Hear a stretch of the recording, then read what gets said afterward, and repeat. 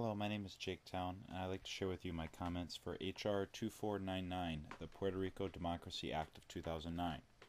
This bill passed the House last week by a vote of 223 to 169. If the bill passes the Senate and is signed by the President, this will authorize a two-stage public vote on the future political status of Puerto Rico, which could be an application to Congress for statehood, its independence, or to continue its current status quo as a territory.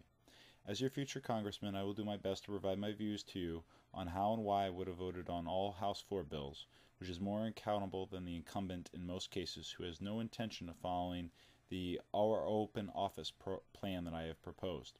As always, feel free to leave your comments below in the article.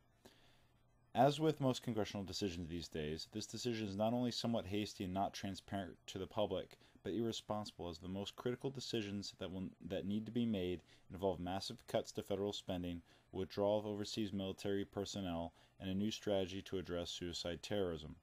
America must act now to avoid a currency crisis with the dollar and to avoid the upcoming chaos to government-sponsored safety nets of Medicare and Social Security. Regardless of the results of any vote in Puerto Rico, Congress must vote separately to approve statehood per the Constitution. However, there is a list of questions and comments that I take issue with.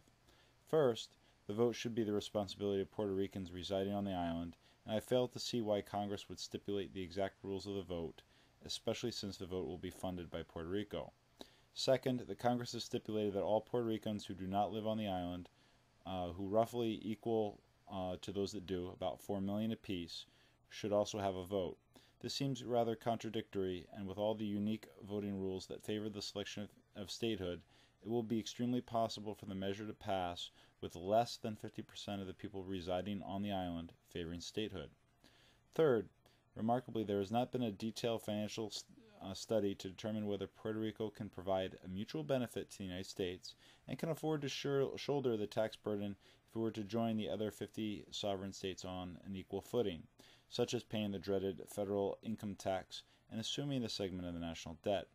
With a population of about 1% of the United States, on a per capita basis, my back-of-the-envelope calculation is at least $10,000 per person a year will need to be collected in taxes. As the current median household income is about $18,000, this does not seem to be possible, nor in Puerto Rico's best interest. The Congressional Budget Office report only examined the cost of the vote, and a statehood admission report must be closely looked at. Conversely, the question should rather be asked that after this fiscal report is completed is whether Puerto Rico should even remain a territory. Just like Guantanamo Bay, Puerto Rico was conquered as a concession during the unnecessary Spanish-American War of 1898, and self-determination by the Puerto Ricans is the most sensible policy. I should add that if Puerto Rico were to become independent, the United States should by all means offer commerce, honest friendship, and peace. The incumbent representative, Charles Dent, voted for this measure and was a co-sponsor of this bill for reasons unknown. The Democrat challenger, John Callahan, has not stated an opinion on this bill to my knowledge.